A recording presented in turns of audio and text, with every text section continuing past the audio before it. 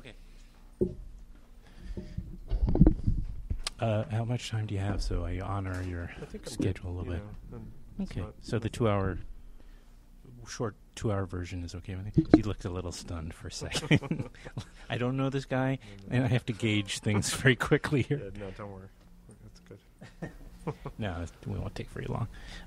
Well, it's really nice to. I don't think we've ever met. No, I don't believe we have. Yeah. Actually. Okay.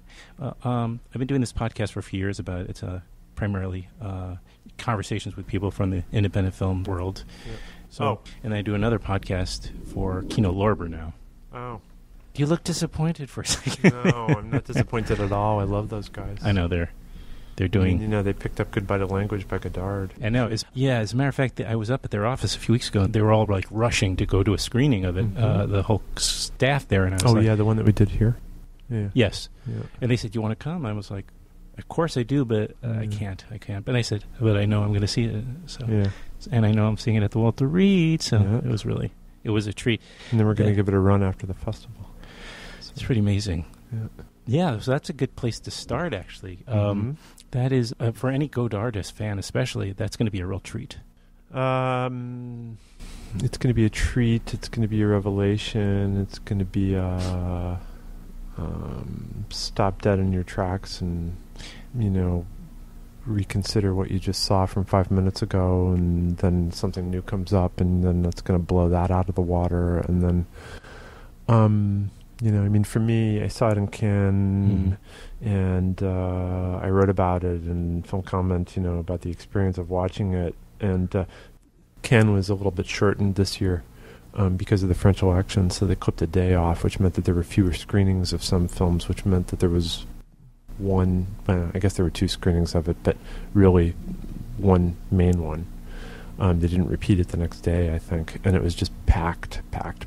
And so you saw it, right? Okay, so the moment in it when he does the incredible convergence of the 2 different, pieces of the perspective, I just was, I was sitting there watching it, and I just thought, wow, I don't even know how he did it, and it got a round of applause mid-movie, I think people applauded when he did it again a little bit later, but I was just seeing it again the other day when it seemed even greater to me. I was just thinking about how much his work, to me, everybody's talked about it resonating with the history of cinema, but it also resonates incredibly powerfully with the history of poetry, particularly poets. When I was writing about it, Emily Dickinson was on my mind, and it was just kind of like, it seemed like it was very much, conversant with her, but you could say the same of Stevens or, or Pound. But, I think it's rare that a filmmaker actually goes into that territory, because avant-garde filmmakers have entered into a poetic territory, but not, it's different. It's something else. Does it mean that poetry fans would gravitate towards work like that? I know one poetry fan that gravitated towards it. No, my best friend in the world is a great poet. His name is Peter Gizzi, and there was a press screening a couple weeks ago, and I invited him down to watch it, and the 2 of us just sat there, and he was just non-fit. Well, he and I have been going to movies together for, we remember going to see Every Man for Himself 30 years ago when it opened here in New York, among many, many other Godard films.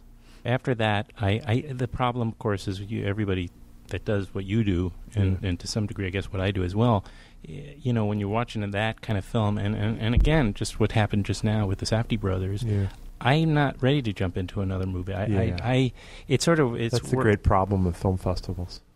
Yeah, it is a big problem. It's funny, I ran into another critic, A.O. Scott, yesterday, but he said, he was like, at least here you don't, at the New York Film Festival, you don't have to think about the movies you're missing, that are running screenings simultaneously.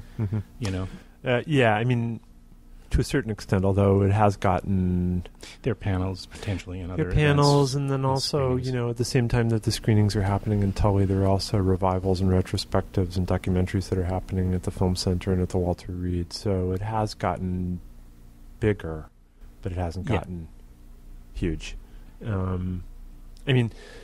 To relate back to the origin of your remark, though, that's a huge problem in Cannes. I mean, because that's the festival that everybody wants to get into. That's where everybody wants to show their films, and so you're there, and you're seeing one film after another. And I remember particularly seeing 3 Times by Hou Hsiao-hsien, and after it was over, thinking, man, the last thing in the world that I want to do is talk about this movie.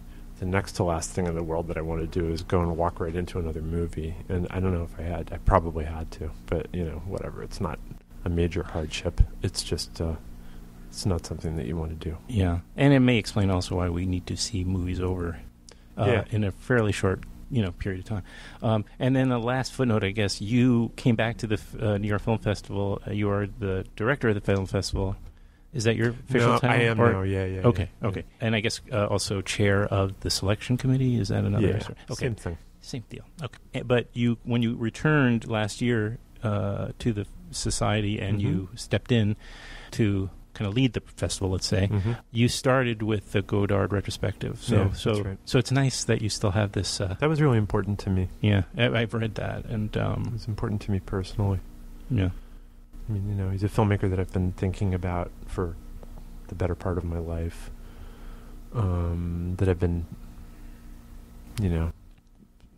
at different junctures trying to grapple with publicly, privately, and it just, whenever I go back to his work after I haven't looked at it before, it just seems that much richer. So I was really, I thought also that he would be completing Goodbye to Language last year, and it would be showing it. But in fact, he hadn't finished it yet. Not for a minute did it, give me any hesitation. I just thought it doesn't matter. Yeah, it would have been, I guess, a nice, tidy thing, but it doesn't matter. Yeah, it would have been terrific. But it's just, And then you have something to look forward to the next festival as well. There you go. Yeah, and we won't draw attention to the rumors that could be his final film because he's making another film. He's already started. Perfect. So I don't know why. Onomatopoeia. Okay, so I don't know why I heard where I read that or heard that. I think that because of his age. I think that because he's not in the greatest health. His health is kind of variable. I think because he tends to speak publicly in a register that suggests endings of things. And he also tends to make films that often suggest endings of things. Civilization, language, ways of thinking. Well, in this one, yes, language. But actually, in this one, I would say it's an exception because the Goodbye to Language is ushering in something else, and that's ushering in pure vision and experience through his dog, Roxy. Actually, who's kind of the star of the movie, if such a thing could be said. So. Really what the movie's about is it's 3D, right? So you have the two sides of the image, and then you have the couple, the two sides of the couple, the two points of view coming at each other. But then that disappears at a certain point, and you're just with color, light, sound, the dog experience, just people. And Godard himself, suddenly appears in the latter parts of the movie with paints. It's even just thinking about it, it's a film that moves me. It's great. See, you said before you're a Cannes. It all sort of the work that you do. I guess it starts with Cannes. No, I mean in terms of it starts a long time before that. It starts with Berlin and Sundance. Technically, okay. I mean, I'm just trying. Well, Cannes is right in the spring. Yeah, so Cannes in May. Couldn't be. Cannes in May. What am I late thinking? Spring. Yeah. Locarno. Really, the way how that late it are works you working? That, Berlin, Toronto. You can't be. We're working up through July. Okay. That's amazing. Films are coming to us. Okay. So the selection committee goes to Cannes, and the selection committee sits down and they look at films. Different people go to different festivals before then, but really that's the way that it works. And a lot of films are sent to us. We ask for a lot of films. So the first film that we invited for this year's festival, we invited in February. Are you saying that you solicit films, or you go up to people have it's films? Both. Okay. anything. Yeah. I mean, we all know a lot of people. Right. You know who's making film. We know who's making films, and we know who's probably going to finish. We know... Right. And you know how to give an impetus for them to finish it, potentially, if you're making an offer, as I guess, or... Yeah. I mean, the thing about the New York Film Festival as opposed to Cannes, in Cannes, you can say, okay, get it finished for us. We really want to show it. Mm-hmm. Well, I don't know if I'll have time. Well, that doesn't matter. You can have a work in progress. that happens a lot. The film that you see in Cannes is often not quite finished. It's not the complete film. Even Nebraska by Alexander Payne, he took a little bit out, after Cannes. Mm-hmm. I remember Wong Kar-wai used to deliver films literally dripping wet from the lab, to get them to Cannes. Back when films were still wet, dripping wet. Yeah. In our case, we're not a festival that has prizes. We're not a festival that has a marketplace. That doesn't really have any bearing on this. But what does have a bearing on the question is the fact that the festival is about choosing what we feel, and that means whatever collection of individuals happens to comprise the selection committee are the best films of the year. That's it. And we have 2 world premiere slots. We had 3. I thought 3 was a little bit much, and so we have 2 world premieres opening. This year it's opening in Centerpiece. It could be opening and closing, but it made sense to have Birdman for closing, which is not a world premiere, but I'm really excited to have it. And the fact that Inherent Vice and Gone Girl are world premieres is great, and Citizen 4 as well, but it's incidental to why we're showing them. We're showing them because they're great films. But maybe that goes into the decision that they're the Centerpiece and the opening night, right? Because they're world premieres, not the other way around, where, we have a world premiere, let's stick it into. It's exciting to have a world premiere. It's just, I was saying the other night, if only I could convince David Fincher to make 1 movie a year, then I would have my opening night problem solved. No, but I mean, Was Social Network, remind me, Social Network was a world premiere? That was during one of my off years. Oh, right. I was not here then, but I came. Yeah. So do you care that some people refer to it as the best of the other festivals? Is that something that you would like to change if that's a perception that exists that the best of the other festivals? In other sense, like the showcase of the best of the festivals from the year. I mean, it has that component to it, but the way you talk about the festival is very different than that, it seems. Well, the festival has a mission. It's very simple and it's very clear. It's never deviated from that mission. It's expanded a little bit, but it's expanded only to be able to include a few more films. So there's a good, healthy slate of documentaries. Yeah. The main slate is perhaps a little bit bigger than it was back in the days when the festival consisted only of showing films in Alice Tully Hall. And then, we're able to show more revivals. We're able to have a retrospective. We're able to do a Mankiewicz retrospective. I was interested in that. What went into that? Last year, as we said, it was Godard, and then this year it's Joseph Mankiewicz. A couple things. One is that, just... in a very simple way, Godard and Mankiewicz talk to each other because, as retrospectives, Godard was a great admirer of Mankiewicz. Oh, I didn't know. Particularly in his writing of The Quiet American. But, he professed his admiration for Mankiewicz. Interestingly, I mean, in the sense that he zeroed in on what Mankiewicz was really, really great at. His intelligence, his ability to get people talking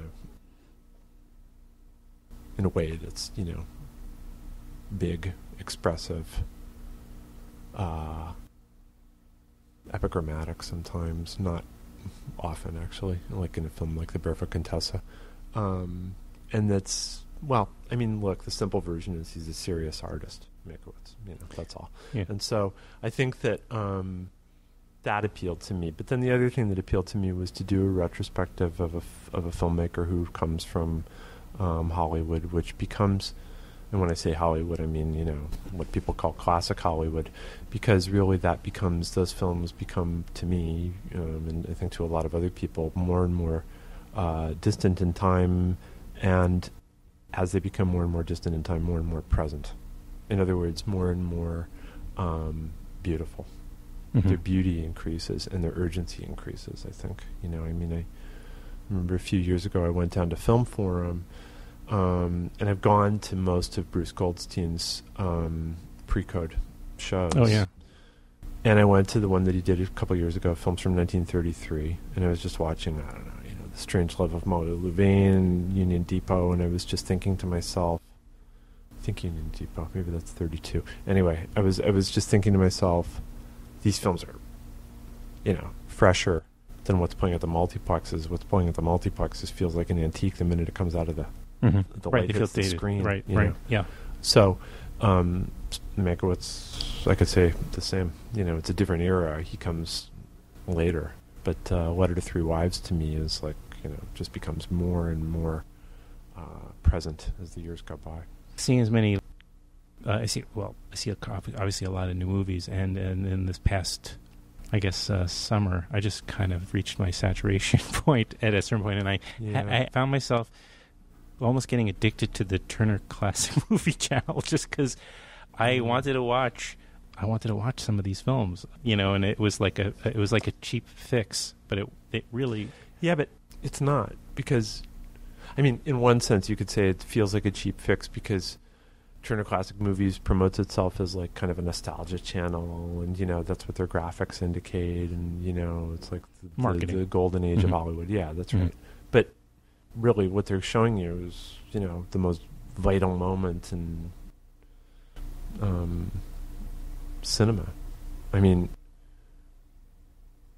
don't just mean Hollywood, I mean around the world, but really, first of all, cinema's young, it's like when people use terms like the classical style of filmmaking, I'm like, what are you talking about? It's not even, it's just a little over 100 years old. Mm-hmm. So it's like, it's a little early to be talking about, classical style. On the other hand, it's enough time to be able to look and see what resonates and what doesn't. I find, I grew up, I was born in 1960, so there were a lot of films that excited me a lot during the 70s. Now, there are fewer and fewer of them that I go back to, and there are more and more of them from earlier, from the 30s and the 40s that I go back to more regularly, and the 50s too. Mm-hmm.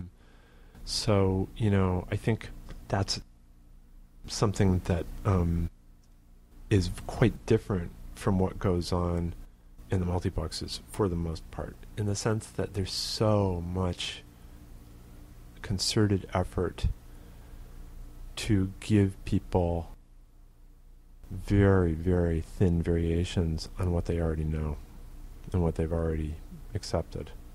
And I feel, and I'm talking about movies like the last Transformers film that I saw, the one in 3D. I just thought, this is a lot of effort for, to just images that we've seen. Well, images that we've seen, sensations that we've had, and then a sense that if you pay too much attention, and I think that this is just a matter of style and habit right now, but if you pay too much attention to spatial coherence, just orienting people and, the actors, and it's called staging, it's a very simple thing. But it's like, if you pay too much attention to that, if you pay too much attention to the clarity of the story, then you're too fussy.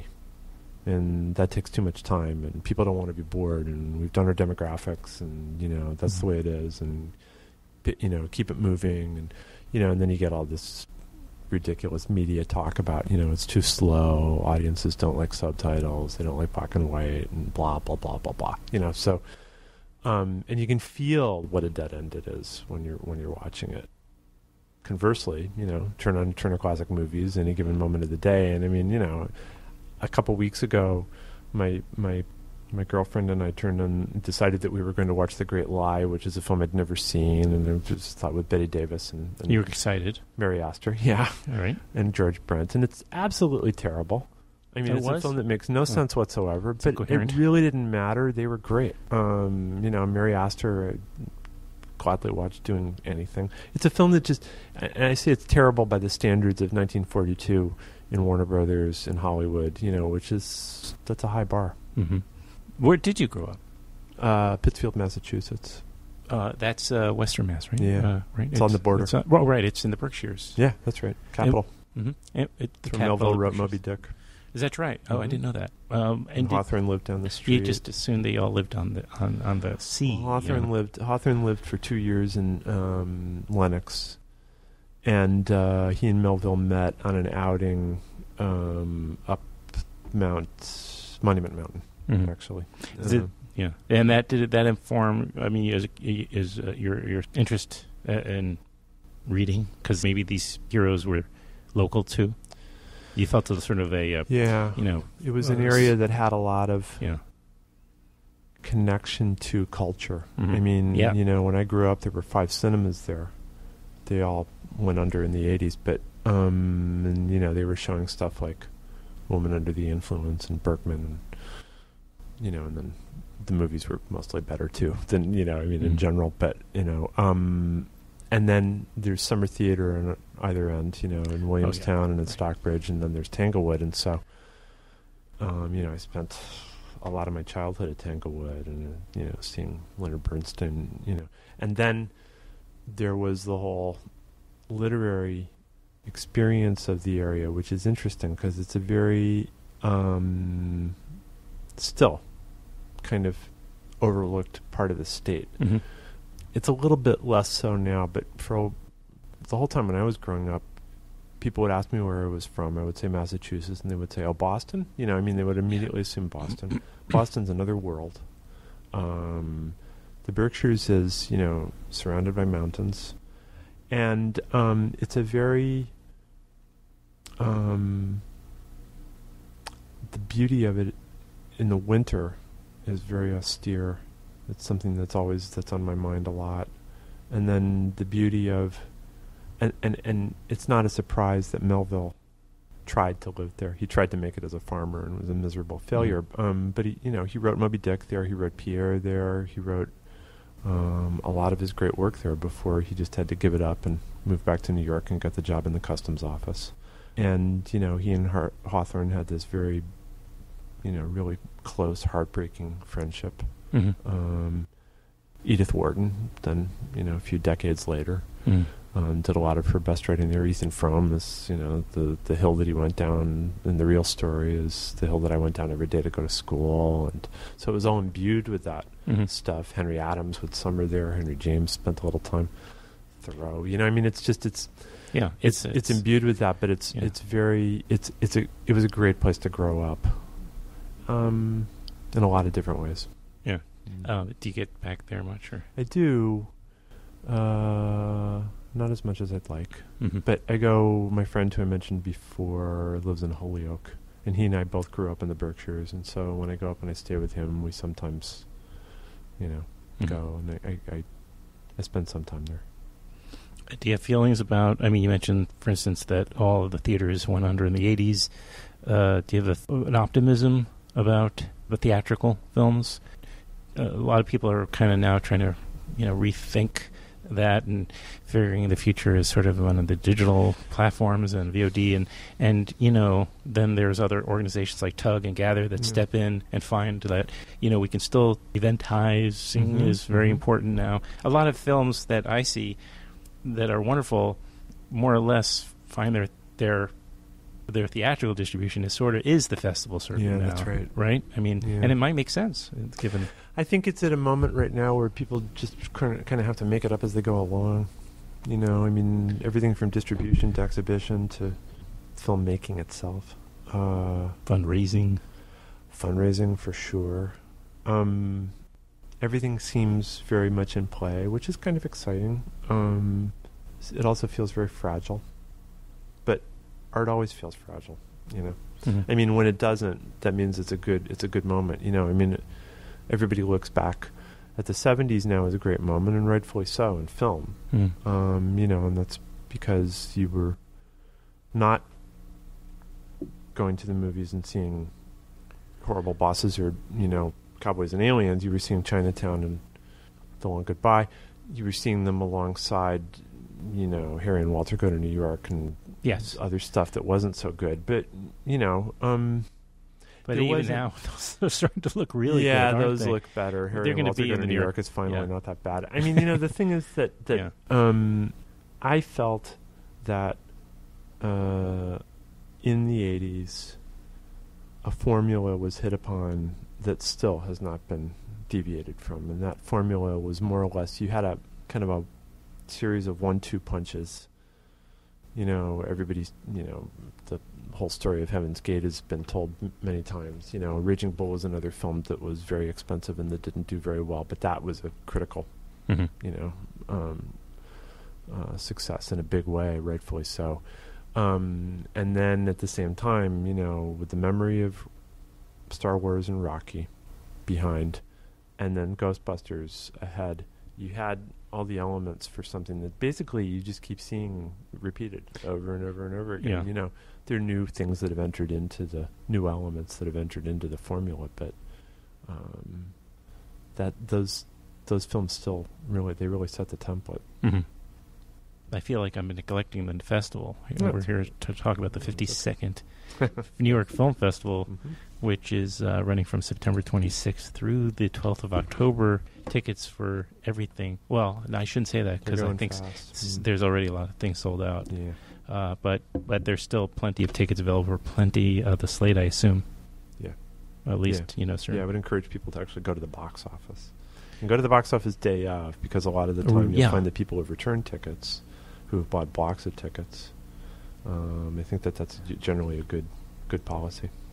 Is like everybody from New York City and from Manhattan? I mean, are there signs that when you're showing films like what we just saw the press and industry screening for the Safdie film, Heaven Knows What, thank you, and you have a film also like Listen Up Philip by Alex Ross Perry. Obviously it seems like there's some attempt to look at more films from younger filmmakers too.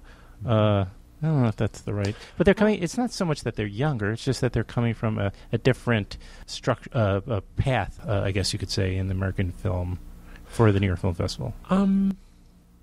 It's not an effort to try to show films by people who are younger. It's an effort, but it's an effort to show good films, right? The movies that we like, and it's amazing that there are so many younger filmmakers. There are Josh and Benny Safdie, Alex Ross Perry, Matias Pinheiro, who's an Argentinian filmmaker, who made one of 3 Argentinian films in the main slate this year, and they're all very different, made by filmmakers from different generations. And those are movies that are, and Whiplash, those are movies that are, made with really youthful energy. I mean, Mia Hansen loves movie too. Eden is just broke my heart. Most of her films do. Yeah, this one is very, very special. It's about her brother. Oh right, yeah. He's from the like one of the sort of pioneers of the French garage music. Okay, in France, it's fun. Hansen Love and Daft Punk kind of make a cameo appearance in it. But it's a movie that it's like it floats, and it's interesting because Denis Lenoir shot it. Denis is one of the great cameramen working today. And he also shot Cold Water by Olivier Assayas, who's Mia's partner in life. Right. 20 and who years has ago. who has again a film in the Olivier's festival. film Claude de Sils Maria, yeah, 20 years later. It's been 20 years since Cold Water. And that was when Olivier and I met for the first time, because we had corresponded a little bit. It brings back a lot of memories. And I think that youthful energy is something that is really exciting. And then on the other hand, there's the New York component, right? The Safdie brothers, or in Moverman's movie Time Out of Mind with Richard Gere, share. They're both street movies, you could say. Yeah. One of them is about junkies. The other one is about a man who it slowly dawns on him that he's homeless. Yeah. That's the thing that I think is Maybe that's what I'm one of the to. great things about Yeah. that movie, because it's not a movie about a guy who's homeless. It's Okay. a movie about someone, to me, it's a movie about someone realizing, coming to terms with the fact that he's homeless. So it's an action. You know? Yeah. Is Yeah. he kind of battling Well, denial? he wakes up in Yeah. a bathtub, and people are like, okay, you got to get out of here. And he's just kind of like, oh, no, I'll be okay. And they say, yeah, you got to get out of here. Mhm. It's the voice of Steve Buscemi.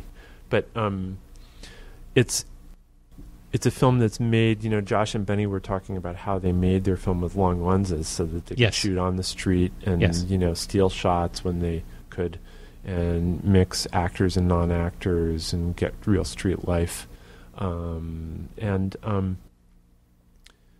Oren made his film in exactly the same way. Mm. I think that the first shot in the movie the first day of shooting, I think they stole a shot, because Richard, when you see him in the movie, certainly doesn't look like, it's The not Richard like Gere we're familiar with. Yeah. from a fashion shoot. I mean, he's genuinely hardened. Mm-hmm. And he just stood there on the street, with a skull cap and It's begging for money, and people didn't know it was him. That's shocking. It's Well- like it doesn't feel like a bit either. And it's like it just there's something where it's like I gotta shake my career up a little bit. I have to, you're doing like a lot of movies. Most of them are very entertaining, but I think it's a story that Richard was moved to do okay, personally, and something that he'd wanted to do for a while. yeah. And he and Oren converged, and they got the tone right. It's really refreshing talking to you because I take a I take a question that was a little bit kind of not very comfortable asking, which is like, are you going for trying to get younger people to come in? And I even know as it's coming out of my mouth, really that's not what I'm interested in asking, because I feel like you're going for a quality, and it's like you're just in a type of emotional story in a film, and you're just opening it up to other types of filmmakers to be part of that. If I were to start thinking about bringing in younger audiences and thinking about, whether or not we had enough movies from Poland and whether there were enough movies from this part of the world or that part of the world, Mm-hmm. and, then I'd be going down the wrong road. Yeah. And so, the simplicity of the mission is